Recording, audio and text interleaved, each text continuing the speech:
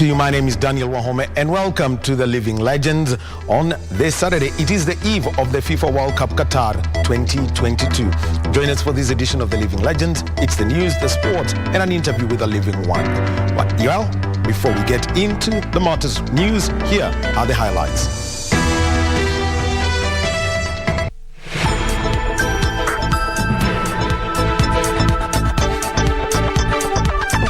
President William Ruto commissions the construction of the Mtwapa-Kilifi dual carriageway and promises more goodies for the coastal region.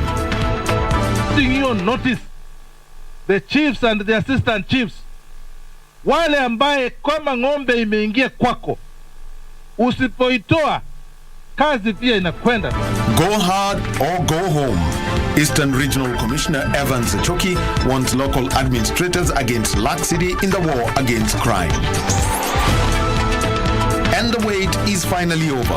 KBC begins the coverage of the 2022 FIFA World Cup this Sunday.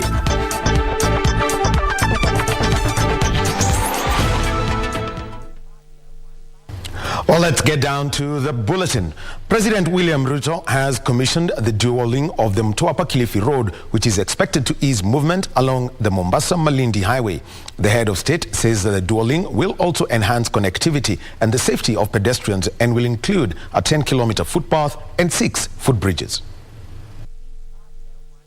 For the second day running, President William Ruto is in the coastal region to commission projects and to condole with Kilifi North MP Owen Baya. The head of state commissioned the construction of the Mtwapa-Kilifi dual carriage, saying it will enhance connectivity along the busy highway. As a leader in this country, I will make sure that every cent of the resources that have been made available are used properly, and nobody is going to abuse the resources that have been put in our hands so that we can develop infrastructure to build opportunities for the people of Kenya. President Ruto said the special economic zone at Dongokundu will be complete in 2 years. Na sababu hiyo ndio mimi nataka niwaulize magavana wetu, tutashirikiana pamoja na nyinyi because we want to build opportunities, especially for value addition, agro-processing and jobs for our young people using the special economic zone in Dongokundu. The head of state said the completion of the project will create more than 100,000 jobs.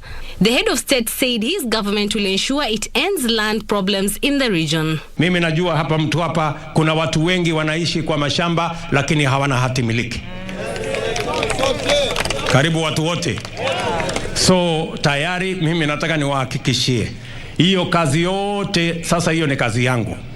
Hiyo kazi nitanyorosha na mtapatiwa hati miliki na kila mtu atahakikishiwa ya kwamba mahali anapoishi hapo ni pake.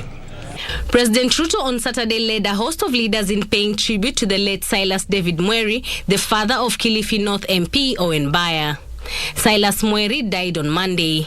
For the Legends edition from Kilifi County, I am Ann Mburu. Well, before we continue, our sign language interpreter is Lucy Mora. Now, on to politics, where Deputy President Rigathi Gachagua now says the Mount Kenya electorate is solidly behind President William Ruto and is happy with the president's consideration in government appointments and development. Speaking during the 11th graduation at Outspan Medical College in Nyeri County, the Deputy President dismissed as baseless and misplaced remarks by Nyeri Governor Mutahi Kahiga that there was discomfort in the political marriage between the Mount Kenya and Rift Valley regions following the East Africa Legislative Assembly vote in Parliament. Barely a day after Nyeri Governor Mutahi Kahiga warned the Rift Valley wing in UDA against belittling the Mount Kenya wing, indicating the mountain could bolt out if the discomfort continues, Deputy President Rigathi Gachagua was in Nyeri County to quell the noises and set the record straight. Na governor wetu, nilisikia jana umesema mambo ya harusi. Ninataka kukosoa kidogo. Hii harusi yetu iko sawa. This marriage between the president, ourselves and the rest of Kenyans was as a result of a long courtship. We courted each other. Na tukapendana, tukaona tunaweza ishi pamoja. On the 9th of August, a grand wedding was held. And God gave blessings to that wedding.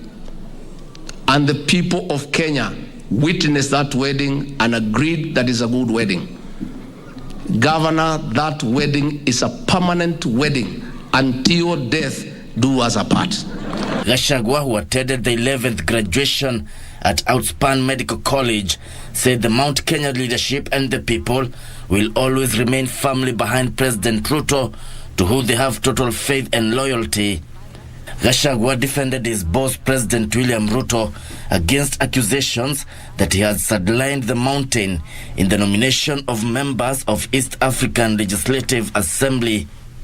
Nimesoma magazeti leo, there are cracks within Ruto's government. What cracks? Unajua hawa watu ya magazeti marafiki zetu. Walikuwa wanatulima. They are still in denial. They are looking for problems where they do not exist. What has happened, there was a small problem, Governor, and it shouldn't bother you. You know William Ruto, our president, is a Democrat. There was a little issue, uchaguzi ya bunge, which has nothing to do with the president or myself. Wabunge wanakosana hapa na kidogo, which is normal. But the president, being a Democrat, allowed them to do what they want. In asserting his position on why the Mount Kenya region is happy with President Ruto, Gachagua said Mount Kenya has gained more from the current administration than any other past governments. The deputy president at the same time reached out to Mount Kenya Foundation, which previously supported Azimio la Umoja, to work with the government of the day. Na hapa katika mlima tunataka ikifika December hii, 31st of December, tumalizane na hii maneno ya Azimio yote, hiyo 13% yote tulete kwa President William Ruto, tusonge mbele so that we can support him to succeed. The deputy president called for unity of Mount Kenya leaders for the benefit of the region. Gisho Kwashira, Legends Edition. Moving on is that Eastern Regional Commissioner Evans Choki has put on notice chiefs and their assistants working at the border of Meru and Isiolo counties for turning a blind eye to cattle rustling and the proliferation of firearms in the region. Choki warned local administrators who don't fight cattle rustling in their areas of jurisdiction that they risk being sacked and prosecuted. Choki spoke hours before transport along the Isiolo-Meru road was disrupted after residents barricaded roads protesting the killing of one of their own.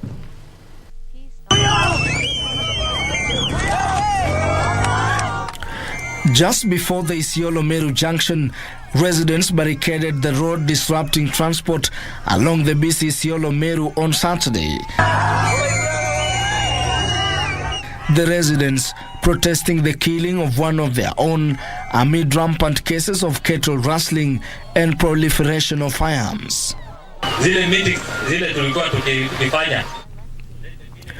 The protest coming hours after Eastern Regional Commissioner Evans Choki warned that the government will sink and prosecute local administrators who turn a blind eye to cattle rustling and other forms of crime. I am putting you on notice, the chiefs and the assistant chiefs, wale ambaye kama ng'ombe imeingia kwako, usipoitoa kazi pia inakwenda, tupate mtu mwingine ambaye atatufanyia kazi. Hatutakubali assistant chief ambaye anazembea kazini. During a peace meeting held at Kisima area, which borders Meru and Isiolo counties, Choki, security officers and local leaders from Meru and Isiolo counties agreed to intensify efforts to flush out cattle rustlers. Hatutaki kuona officers kuzembea kazini. Sina huruma na watu kama hao. Sitaki kuja hapa kukaa hapa na kusikiza maneno kama haya nasikia siku ya leo. Lazima tufanye kazi kama serikali. Hakuna njia nyingine na tumalize hii shida once and for all. Niambia ng'ombe 200 imepotelea hapa. Hauoni miguu, hauoni njia, hauoni lolote. Bwana regional, in group yako from today, wapatie uwezo wa kuingia huku. Waingie huku walinde eneo hili, watu wafanye kazi yao. Si kazi ya serikali ni kulinda eneo. Hiyo ndio kazi yake. Kwa hivyo sisi tunakosoa serikali haifanyi kazi yake. On illegal firearms being at the hands of members of the public in both counties, Choki said national government will soon begin a disarmament operation, urging those in possession of illegal firearms in both counties to surrender them. Watu wanaiba ng'ombe, watu wanaua wenzao. Wewe unaua mwingine kama nani wewe? Nani alikupa hiyo? So we will deal with you. This time round we will deal with those fellows. Watu wanaiba ng'ombe na wezi wa ng'ombe. Hatutaki kuona hiyo puzi tena. Local leaders called on the national government to move with speed and bring so much needed security and peace in the region. Ben Chumba, Legends Edition. Now, the Kenya Broadcasting Corporation has wound up the 2022 World Cup cover with a promise that the Qatar showdown will be as epic as a tourney can get. The caravan, which made several stopovers in parts of Nairobi and Kajiado counties, marks the beginning of the national broadcasters' coverage of the much-anticipated tournament. Yusuf Farah travelled with the party and filed the following report.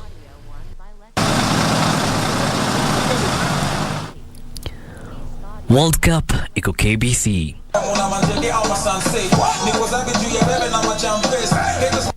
The message couldn't be clearer as the national broadcaster staged yet another colourful roadshow to popularize this year's coverage of the FIFA World Cup.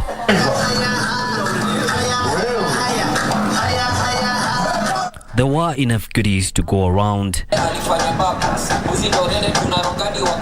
From Kangemi to Kawangware, football fans got to interact with their favorite KBC presenters as they took the message to their doorsteps.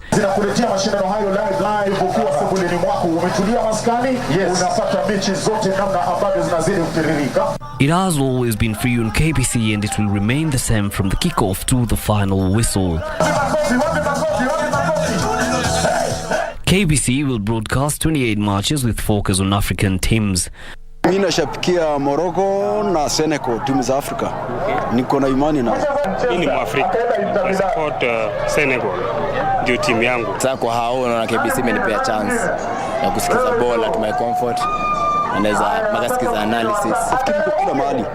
Ni vizuri ikionyesha kila mtu atafurahia. KBC inaleta World Cup nyumbani ni vizuri sana. Mawazo yangu na nia yangu yote ni kusupport timu za Afrika kwa sababu na imani na kuamini kwamba ni wakati wetu sisi kama Waafrika kupata kombe hili la dunia. A big screen has been set up at the Ngong Hyper Parking Lot, where the first match will be broadcast on Sunday for free. KBC is bringing you all the 28 games. So chill out. I think to screen to go to games. KBC assistant brand manager Alex Carrego says this will be replicated in other counties in the days to come. The World Cup extravaganza will be brought to you to the comfort of your home, so no need to go anywhere else because indeed, World Cup iko KBC. Yusuf Farah reporting for the Legends Edition in Kibera, Nairobi County.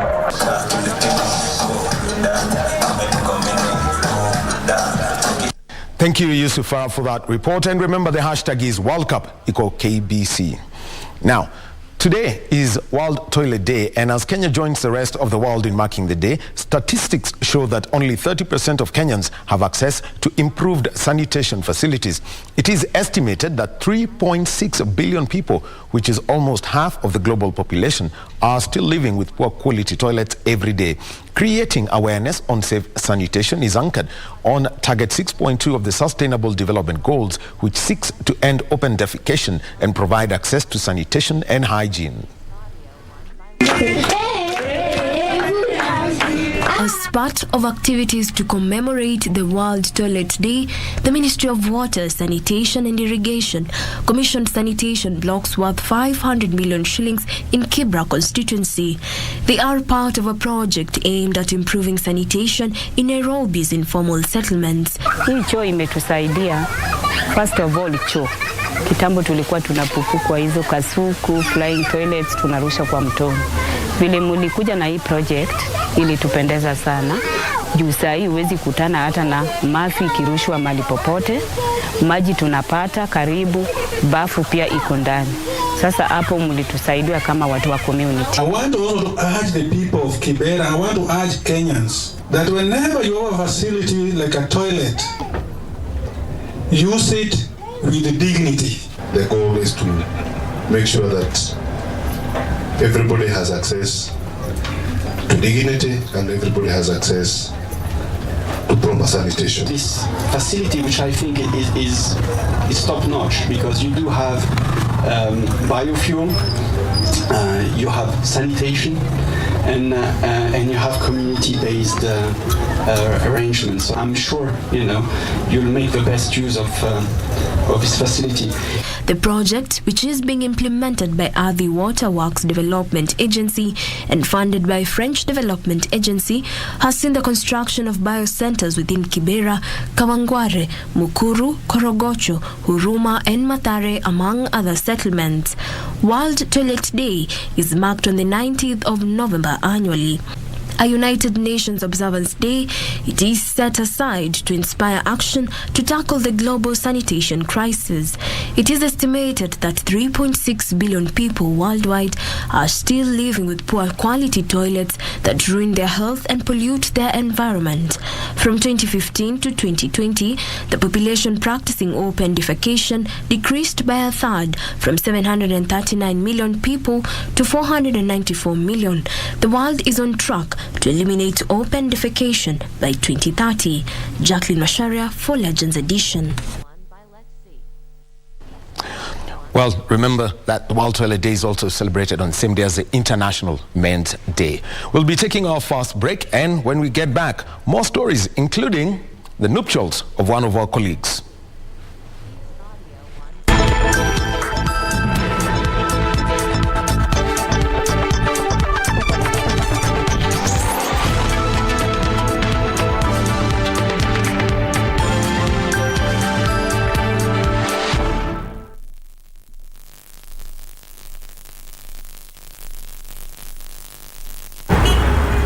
There are days when you think, oh, leo na deserve, so order a Glovo.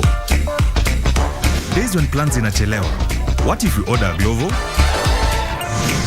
Or days when you can't control everything. Or yes, because on Glovo you can order anything you want. Glovo, you order, we get it. Kupata maisha kama skiza tuni yako, bonyeza star 811 star 816 hash. Maisha ni mafupi, hivyo si vyema kumaliza muda mwingi katika malumbano.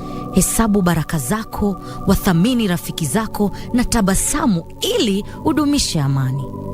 Kupata maisha, bonyeza star 811 star 816 hash. Star 811 star 816 hash.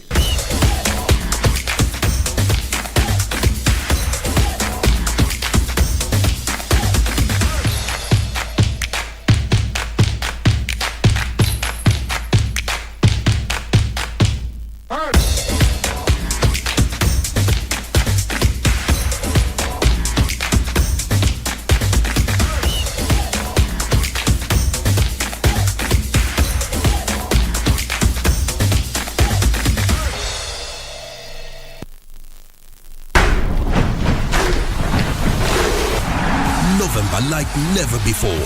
Mouth-watering programs. Maza takes a break, and in comes football extravaganza.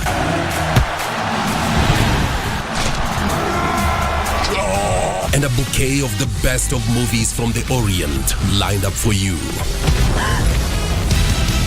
Oh yes, November 2022 is like never before.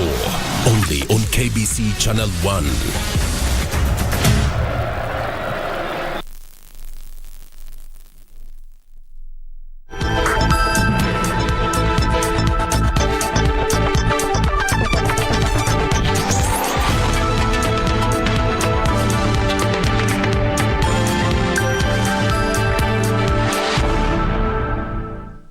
And welcome back to the Legends Edition. Now, caught between constant insecurity, hunger and drought, the residents of the northern fringes of Kenya now have the hope in Northern Kenya Rangelands Carbon Project, NKRCP. In part 2 of our series on the carbon project in the Northern Rangelands, our reporter Opicho Chimtai brings us the story of hope for the locals whose lives have been transformed by the revenue from the carbon credits, which they commonly refer to as Pesa ya Hewa. It is a dreaded drive through the undulating scenery of the northern rangelands covering Laikipia, Samburu, Isiolo and Marsabit counties. The shrub and bushland that we go through remind us that these are the arid and semi-arid lands where the current drought has exacerbated an already sorry situation. The Northern Kenyan Rangelands Carbon Project is providing a glimmer of hope and a lifeline to an otherwise abandoned area. The locals here have turned the climate change challenge into a lucrative venture. 60% community na 40% linga kwa pande ya operation cost ya conservancy. Selling carbon credits on the carbon stock exchange. Through carbon trading, the conservancies here have earned $324,000, an equivalent of 32.4 million shillings. Francis Gilbert, a resident of Lekuruki Conservancy in Laikipia, says through the Northern Kenyan Rangelands Carbon Project money, also known as pesa ya hewa. Samkana hiyo pesa ni ya hewa ya ng'ambo. Sisi tunasema pesa ya hewa. The locals here have renovated Tasia Lodge Tourist Resort, an investment that earns them income. We have bought the freezers, we have done a swimming pool, we have done installation of power, and in every single room, which is actually 7 rooms, we use solar water heating system. Imenisaidia kwa sababu sasa nimesomesha watoto wangu wako high school na wengine wako primary school. From the proceeds of pesa ya hewa, the locals have also rehabilitated a 12-kilometer road that connects the lodge to the airstrip, hence opening up an area that had for long been regarded as less productive and hence neglected in development plans. This has transformed their lives. If you look of our airstrip, look of the roads that connects the community and the conservancy here, that connects even the tarmac road, the good road with the lodge here, was also graded. Inafaidi watu sana na inalete pesa kuingisha. Other projects that are offshoots of the carbon credits project are the construction of ECD classrooms, provision of bursaries to learners at Samburu Community School, and employment of teachers, most of whom come from the local community. Watoto wote bursary ya community mzima tukagawa. Kwa sahi yamekuwa sawa kwa sababu analala wapi? Hapa tu. It is greatly improving the performance of the school, and at the same time it has increased the enrollment. Kuna complex kama mwana complex. Kwa hiyo kazi ya carbon imefanya kitu kubwa sana kwa sababu zaisi watu yangu ya ile yangu Lorobai kimbii vile walikuwa nakimbia samani. This project has not only boosted environment conservation, but it has also helped the community develop. From a life of want and lack of access to social services, the women here now access clean water from boreholes sunk using pesa ya hewa. Drilling a borehole, equipping that borehole, piping water to the lodge here, and piping 6 kilometers to the community. And at a time the drought had taken a heavy toll on animals, the wildlife here are healthy and their numbers are increasing due to the restoration of ecosystem undertaken under the Northern Kenyan Rangelands Carbon Project. Hata tukata hii ishe, nyasi tukipanda ndio inamea inakuwa. Hii ndio sababu tunakata hii miti. We also do gully healing, like you see, after cutting the branches, we just place them on the where there's gullies. That one will help to reduce water runoffs. African countries can utilize and invest into carbon credit that will help them tap into the climate financing. Reporting for Channel 1 News from the county of Samburu, I'm Opicho Chemtai. Well, thank you, Opicho. Now, it was pomp and color at the Friends Church in Gashie as family, friends and colleagues of Stephen Kalemera Lukasa and Trufosa Ongoche gathered to witness the couple join in holy matrimony. Lukasa, who works in the transport department right here at the Kenya Broadcasting Corporation, exchanged vows with his long-term sweetheart, promising to cherish, love and hold through sickness and in health.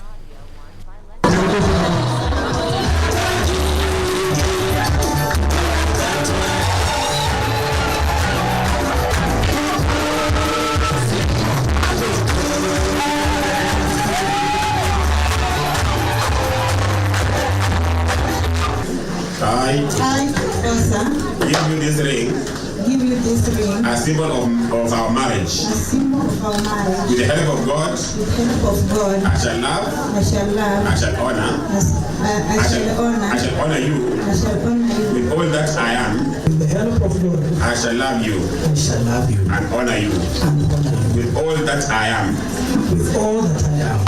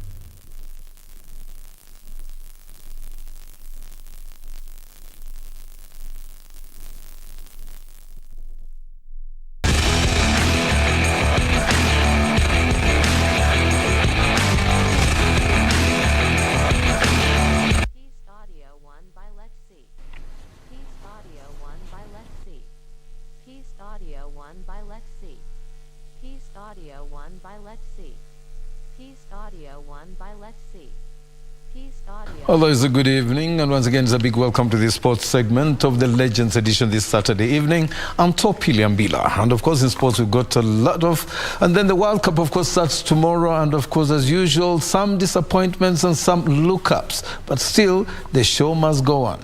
Now, former Senegal international El Hadji Diouf has backed Teranga Lions star Sadio Mane to deal with the disappointment of being ruled out of the World Cup finals. Meanwhile, alcohol will not be sold to the fans at the World Cup's 8 stadia in Qatar after FIFA changed its policy before the start of the tournament.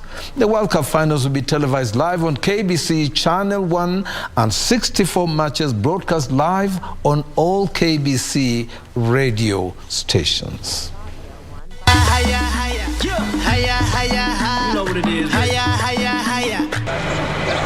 Former Senegal international El Hadji Diouf has backed Teranga Lions star Sadio Mane to deal with the disappointment of being ruled out of the World Cup finals.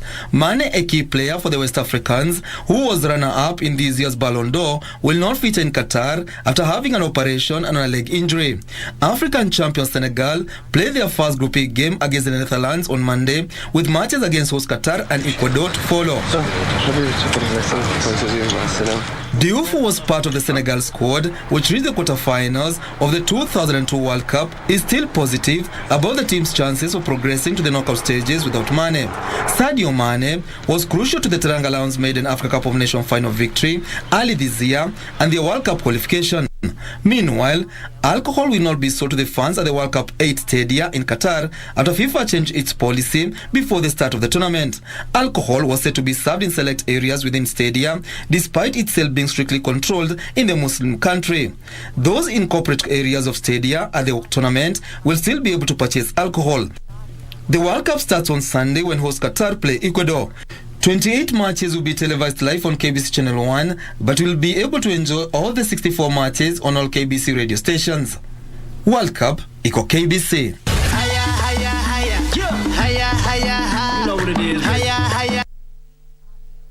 Because the countdown has begun, but we are on it. Now, a brace from Ojo Olaniyi helped AFC Leopards register a 2-0 win over host Ulinzi Stars in a closely contested FKF Premier League match played at the Ulinzi Sports Complex. Meanwhile, the defending champions Tusker humbled Kakamega Homeboys 2-1. It only took 2 minutes for Ojo Olaniyi to score the opener for AFC Leopards. Ulinzi Stars tried to compose themselves, but Ingwe defenders made no mistakes, forcing a 1-0 halftime lead. In the second half, Olaniyi added a second to send AFC Leopards top of the league on goal difference.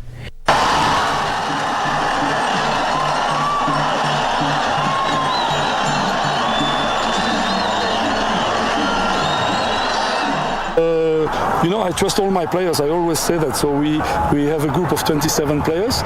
Today, I repeat, we played without 10 players, and the guys made the job. I'm very proud of them. Very proud of them because the circumstances were not very easy. It was a big challenge today. It was a big challenge. So I'm very happy for the winner, and I repeat, I'm very proud for them. But don't think that I'm happy regarding the situation. I'm very disappointed about the situation we have to face right now. So I hope that it will be solved as soon as possible. For Legends Edition Sports, I'm Daniel Mwendwa. Now, Paul Odera has resigned as the Kenya Simba's head coach after the team's 18-22 loss to Hong Kong in the final game of the 2023 Rugby World Cup repechage in Dubai. Odera has had a tough few months at the helm of the national team. In resignation letter, Odera says he takes a full responsibility for the team's failure to qualify for the 2023 Rugby World Cup. Odera has been at the helm of the Simbas for the last 3 years, but it has not been an easy task. The Simbas failed to qualify for the World Cup through the initial African route after losing to Namibia in the final of the Africa Cup, and had to go to the 4-nation repechage tournament where they lost all their 3 matches. Kenyan ranks. Now, University of Nairobi's women's hockey team kept their hopes for finishing in the top 3 positions in the Super League alive after defeating Mombasa Sports Club 1-0 at the City Park Hockey Stadium. Aiming to win the category this season and is now placed second with 23 points behind Kenyatta University, who currently occupy the top position with 31 points. Mombasa Sports Club is third, while JKU Cat is placed fourth with 15 and 9 points respectively. The league matches will continue tomorrow with several matches on the card.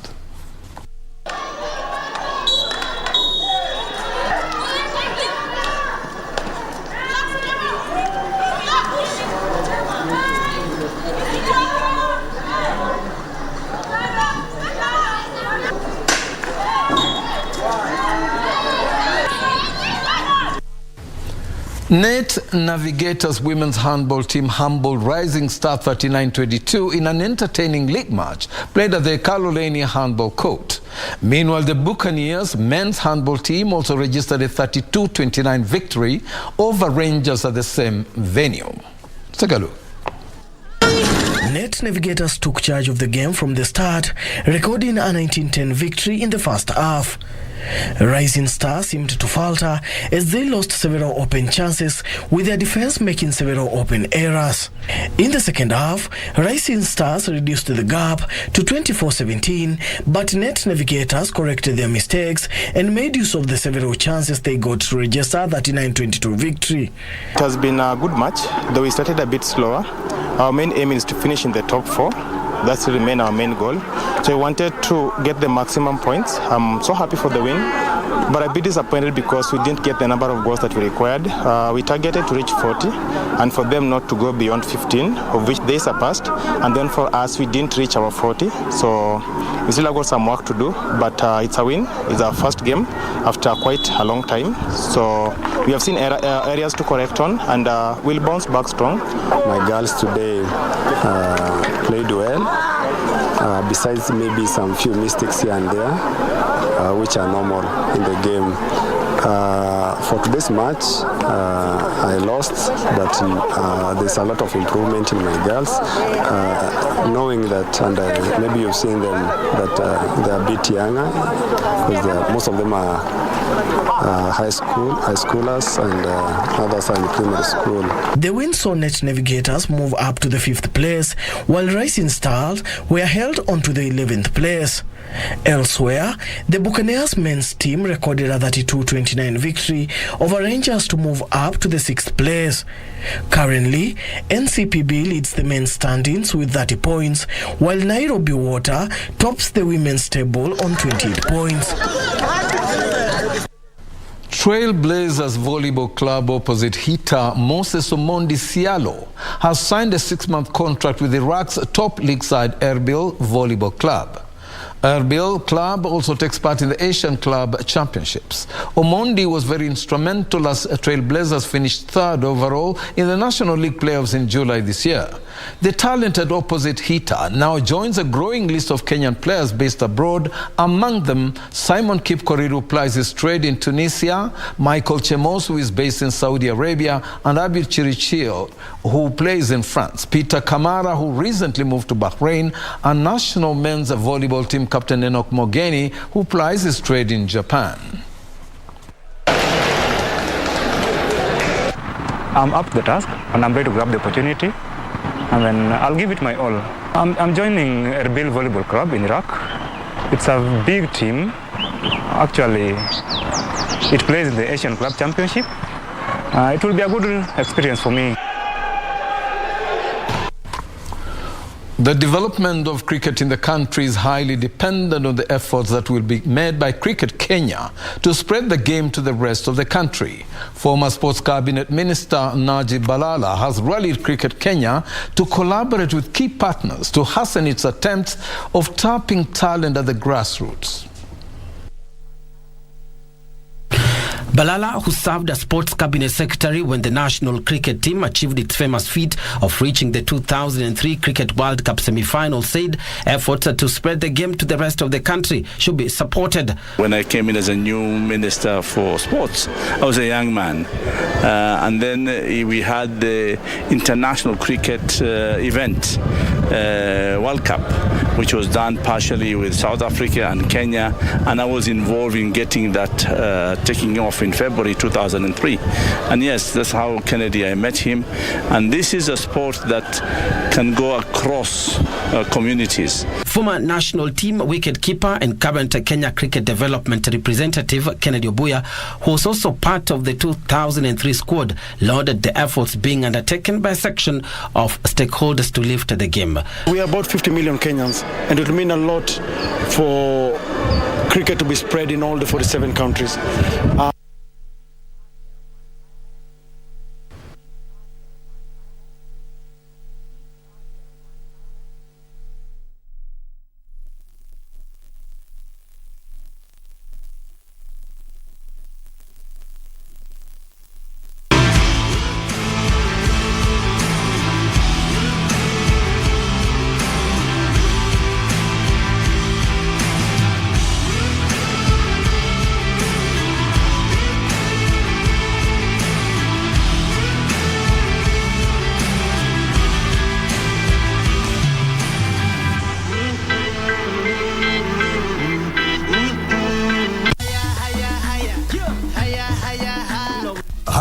Hayawi huwa kinyang'anyiro cha kombe la dunia nchini Qatar chang'oa nanga Novemba 20 hadi Disemba 18, huku timu 32 zikiwania taji. KBC Channel 1 inakupa fursa ya kutizama mbashara kipute hicho kutoka Qatar nyumbani kwako. Runinga ya KBC Channel 1 inakukaribisha kwenye kipindi cha Dunda Dunda Qatar. Nakwambia kwamba baba, alama ya reli ni Dunda Dunda Qatar. Na tunakuja nyumbani pale mtaani pale ambapo upo wewe mwenyewe. Huku ukijishindia zawadi chungu nzima. Hapa kumejaa vitu kocho. Jongea. Shabiki kwenye Dunda Dunda Qatar. Ukitazama unashinda. KBC Channel 1, wenzio wa dhati michezoni.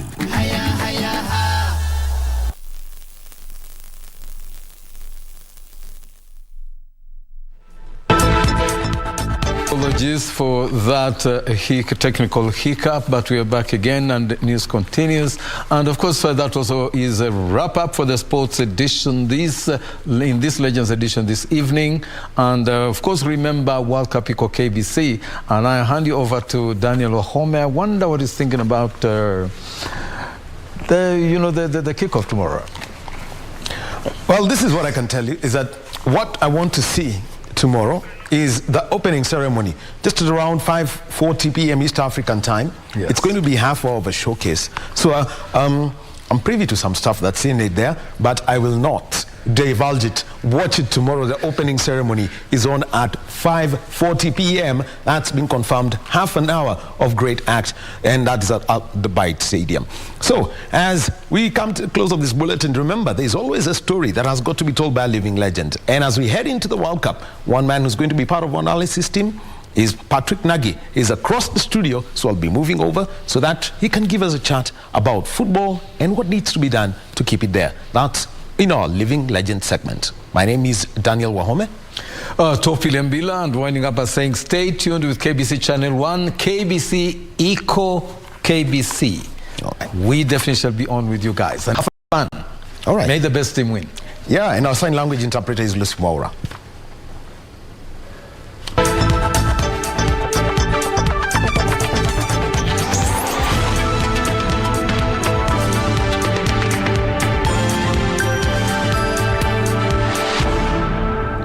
And welcome to this edition of The Living Legends. My name is Daniel Wahome, and today we speak football, knowing very well that it is the World Cup weekend, World Cup equal KBC.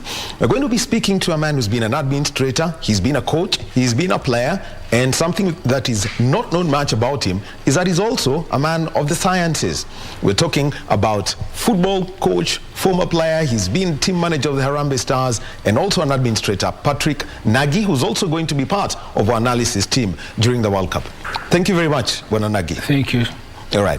Yeah. And story being biographical, let's start with, your early life and education. Well, early life,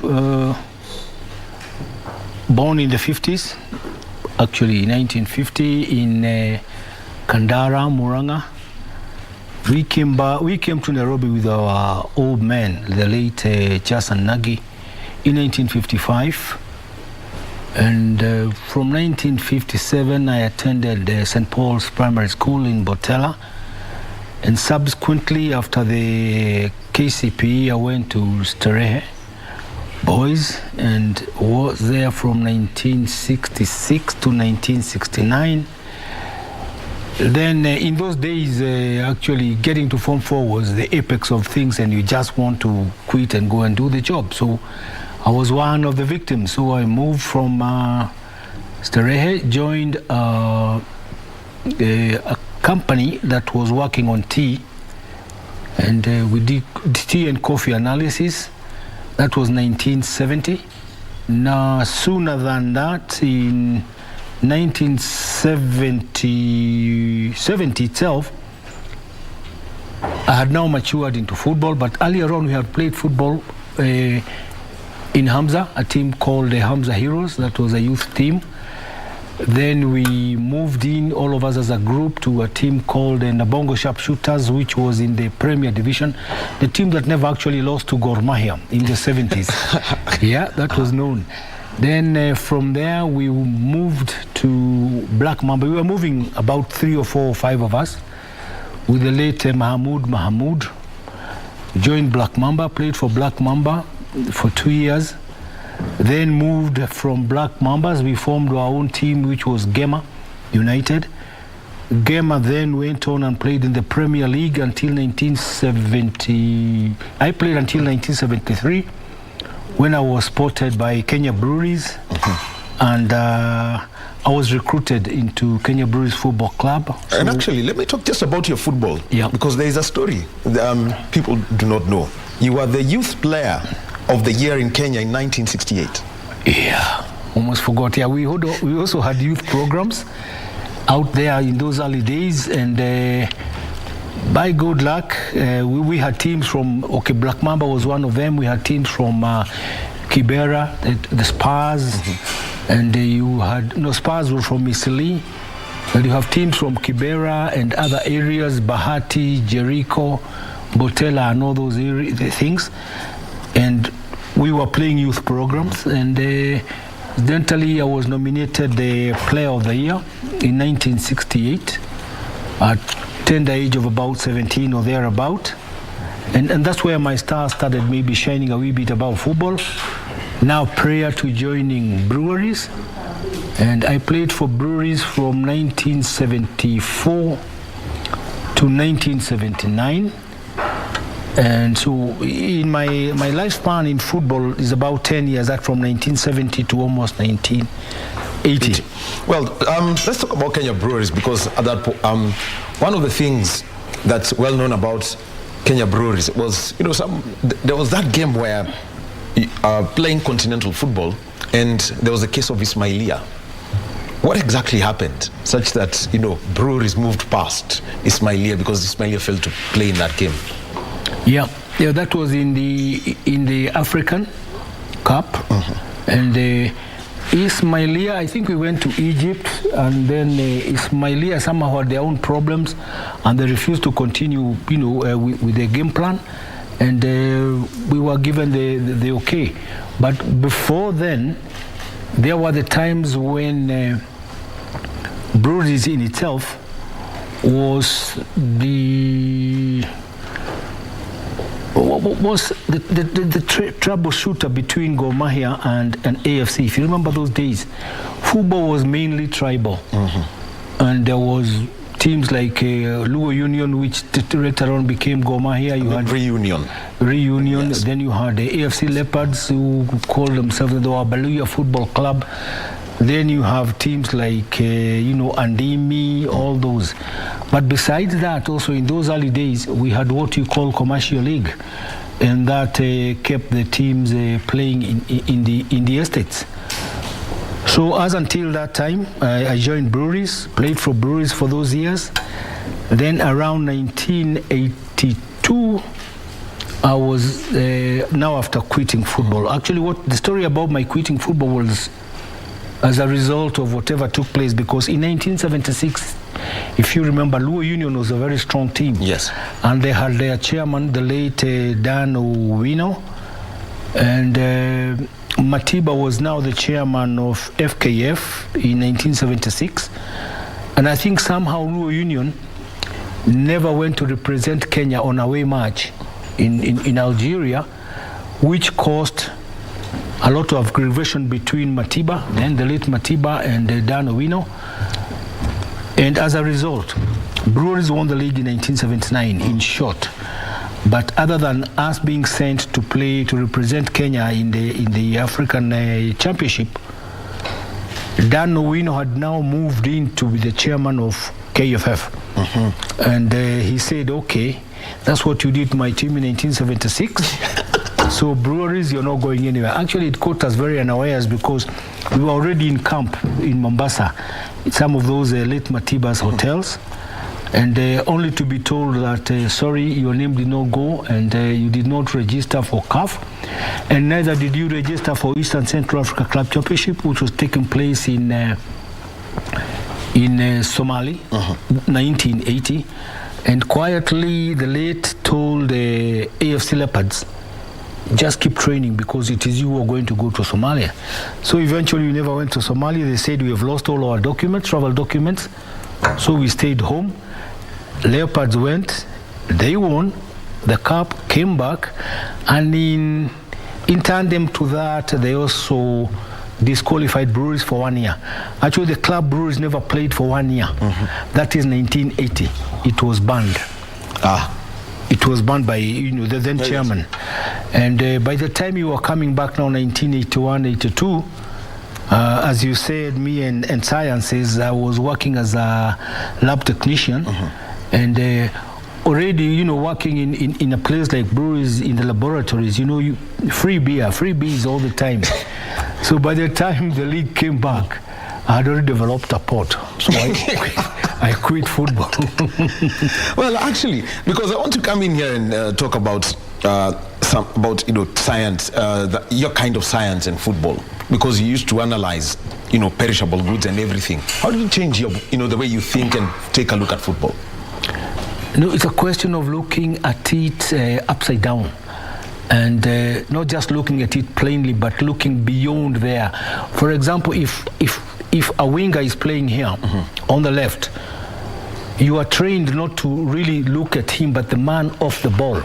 Like I was talking about a match in 2014 about Brazil and Netherlands. And for me, that's the best goal I've ever seen, because I think a midfielder from Netherlands came to the left flag of the center field and hit a long banana shot. It's called banana because the pass is called a banana because it's carved like a banana. He hit it and it went between the goalkeeper and the striker. The striker was now Van Basten. And Van Basten started his run.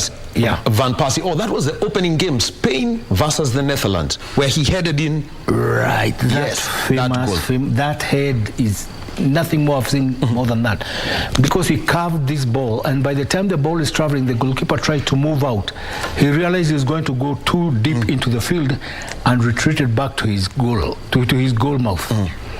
And this time when Persie came in, and you can imagine that kind of timing where the ball is in the air and you are also running and you are aiming there and the ball hasn't reached there, and by the time he got there, the goalkeeper tried to come out and he flicked the ball. He headed here, flicked it up such that it took a depth, and the goalkeeper could not reach it, and the ball went in.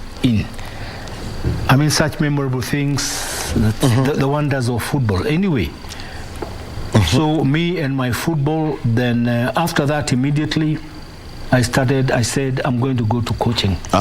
Yeah, coaching. Administration first. I was voted the team manager in 1986. So I became the team manager of Breweries Football Club, and we played. And that year, that is the time we changed the image of Breweries, because for a long time, Breweries has been between, the grinding stone, because you had the AFC Leopards, who are Luyas, you had Luo Union or Nani, who are Luos, and the only team that only gave them problem was Breweries. But Breweries had the best players, and we were well taken care of. So all the time we would always beat them. And 1986, then we did thorough recruitment. After moving in, after being a player myself and knowing what it takes to be a player in Breweries those days, I decided to cut a thin line on tribalism in the team.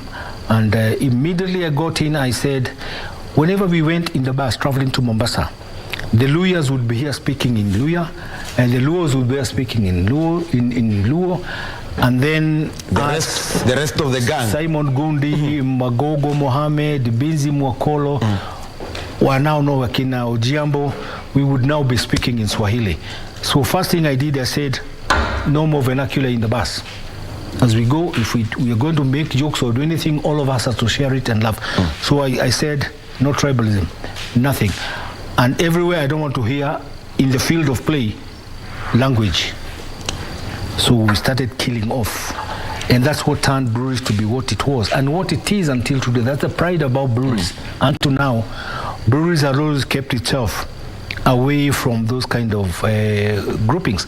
So come in 1986, we changed the pattern of play, and I realized it's time we changed the scenario, and that year we went in for youth, what you call a selection or recruitment, and I got young players like the George Kimolo, if you remember him, tiny pocket kind of a player, but very effective.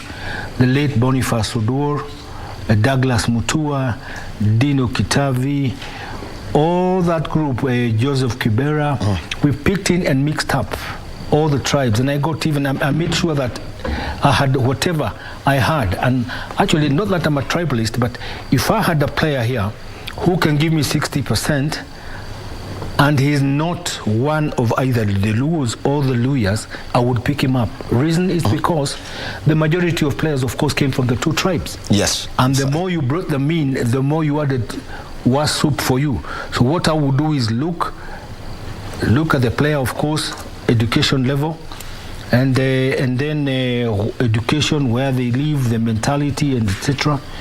And we came up with a very strong team. That team of 87, actually at one time, we were leading by 10 goals. No, 10 points. 10 points.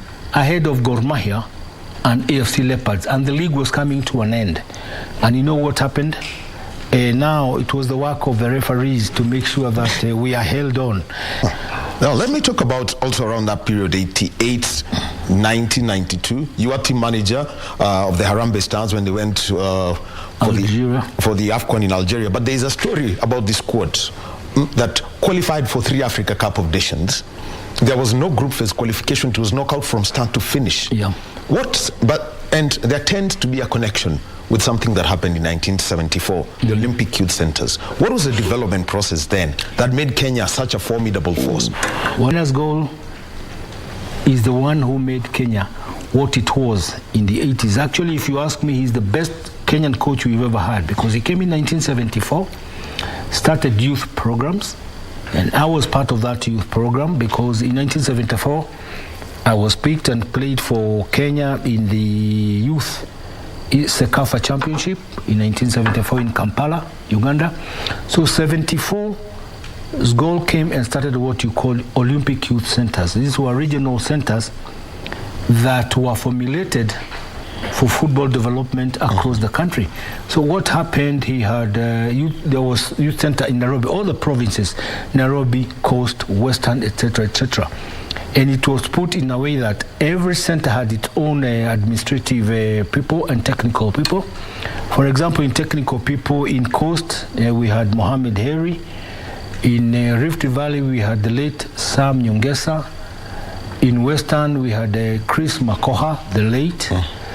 Then I think we had, who else? Anyway, we had those people who took care of those centers, and they made sure that football was being played, the under 15, under 17, and under 20.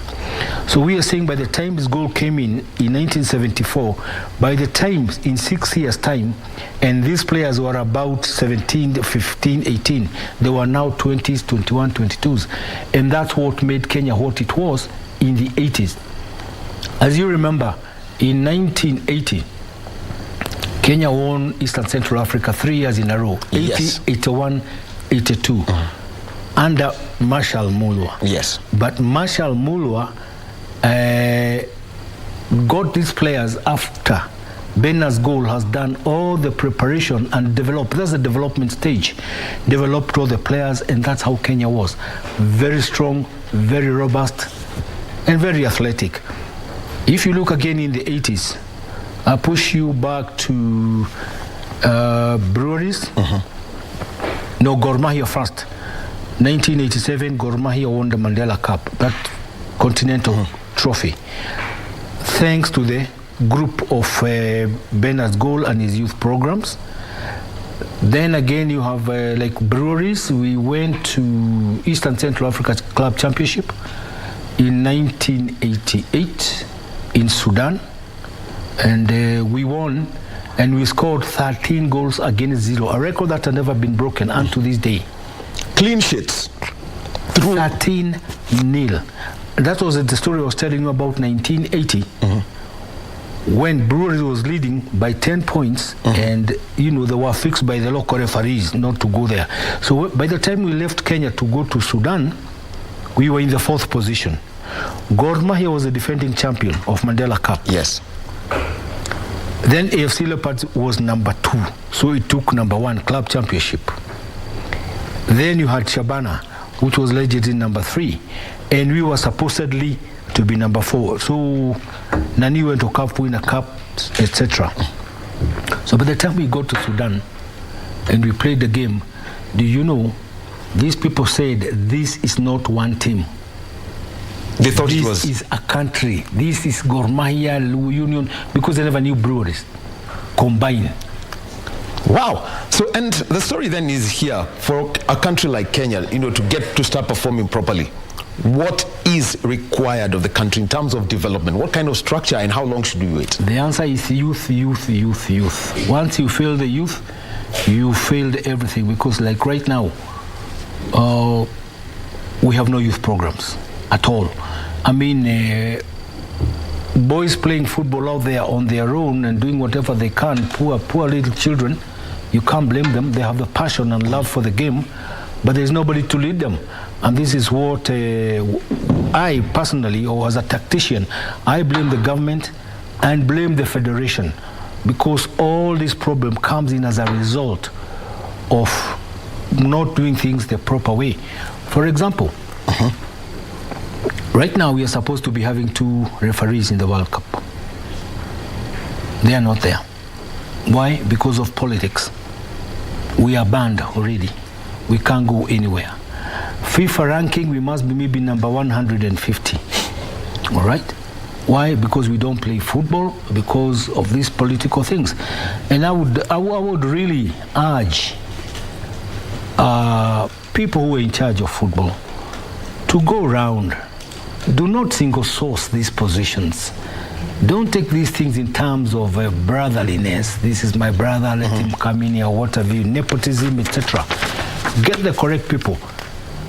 Let's have the correct structures going on. Like if I were to tell you another story is about development, that is coaching. I am a CAF level A, trainer of trainers. Yes. Not just a coach. I train the level A's coaches in Africa. That's what I've been doing, right? But now Kenya in itself does not have regimental drilling system to bring up coaches. Because like right now in 2014, that time I was in Yanga, I was also the technical director of Yanga in Tanzania, 2013 to 2015. Yanga of Tanzania. Team ya Wananchi. And I can tell you that Kenya had a very funny kind of development of football, because in 2014 they got coaches in the country, some of whom won level C, and asked for money. Each coach was to pay 100,000 shillings, paid 100,000 shillings, right? So that is taken into the course. Okay? Now, this level A itself takes 30 days to complete. 30 days. But what you do with 30 days is you break them down into sequences, okay? 10 days, 10 days, 10 days, and then all is over. But do you know Kenya took 5 days? They trained for 5 days, and everybody was given CAF level A. Patrick Nagy is a coach, and as we wind up this interview, whenever he's done analysis, he always has an analogy, and this one is based on a snake. Tell us that as your parting shot. Well, I was there a bit about the snake, and it's a story whereby just speak it brief. A young snake and an old bites you. If you are bitten by a young snake, you're very unlucky, because the snake puts all the venom at a go without knowing there will be another opponent tomorrow. But an older snake will just give a quarter of a dose, knowing tomorrow there will be another opponent. So that's the difference between the young snake, venom, and the old snake. Well, thank you very much. He's a CAF. He's a trainer of trainers at the Confederation of African Football. He's managed the Harambee Stars. He has been in administration of football, and he's also a man of the sciences. The 1968 Youth Player of the Year, Patrick Nagy, has joined us on The Living Legends, and it was a pleasure hosting him. And remember, you can get to watch him on KBC Channel 1 as he breaks down the FIFA World Cup matches. World Cup, Iko KBC. My name is Daniel Wahome.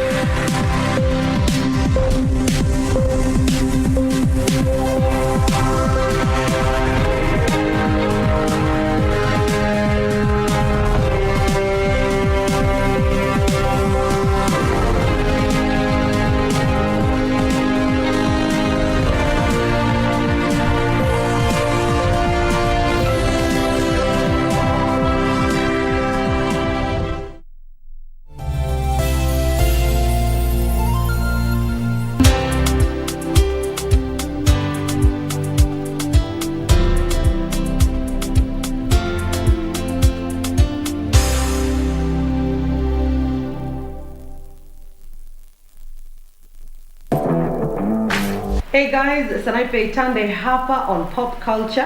Kumbukeni kutizama KBC Channel 1 exclusively showing the World Cup 2022.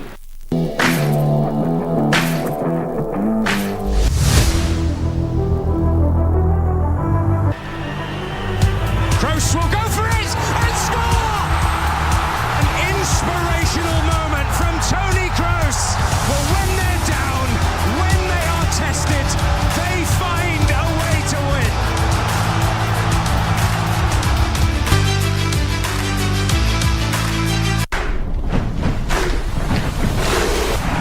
November like never before. Mouth-watering programs. Maza takes a break, and in comes football extravaganza.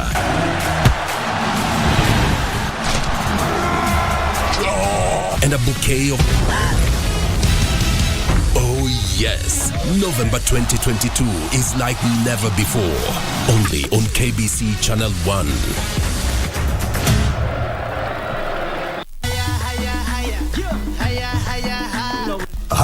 Hayawi huwa kinyang'anyiro cha kombe la dunia nchini Qatar cha Wananga Novemba 20 hadi Disemba 18, huku timu 32 zikiwania taji. KBC Channel 1 inakupa fursa ya kutizama mbashara kipute hicho kutoka Qatar nyumbani kwako. Runinga ya KBC Channel 1 inakukaribisha kwenye kipindi cha Dunda Qatar. Nakwambia kwamba baba, alama ya reli ni Dunda Qatar. Na tunakuja nyumbani pale mtaani pale ambapo upo wewe mwenyewe. Huku ukijishindia zawadi chungu nzima. Hapa kumejaa vitu kocho. Jongea. Shabiki kwenye Dunda Qatar. Ukitazama unashinda. KBC Channel 1, wenzio wa dhati michezoni. Haya.